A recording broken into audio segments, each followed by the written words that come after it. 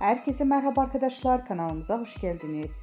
Sinem Ünsal sette paylaşım yaptı. Sevgilisi Berk Cankatı'dan anında yorum geldi.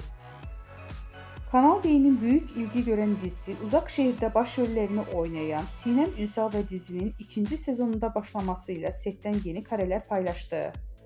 Ünsal sosyal medya hesabının üzerinden yaptığı paylaşımda set atmosferinden dair anıları takipçileriyle paylaştı. Bu paylaşım kısa sürede büyük beğeni toplarken sevgilisi ve aynı zamanda oyuncu olan Berk Cankat'tan anında bir yorum geldi. Sinem Ünsal dizide aile karakterine hayat verirken sette yaptığı paylaşımlarda adından söz ettiriyor. Geçtiğimiz aylarda yeni yaşını kutlayan oyuncu sosyal medyada sevgilisi Berk Cankat'tan gelen romantik doğum günü mesajı ile dikkatleri üzerine çekmişti. 2 yıldır birlikte olan ünlü çift doğum günü mesajları sosyal medyanın kullanıcıları tarafından ilgiyle takip edildi. Berk Cankat, Sinem Ünsal'a hitap ederek "canım eşim" diye seslenmişti. Cankat'ın mesajında şunlar yazılmıştı: "Biricik yol arkadaşım, sevdiceğim, kıymetlim, neşem, gücüm, desteğim. İyi ki doğuldun, iyi ki hayatına kabul ettin beni.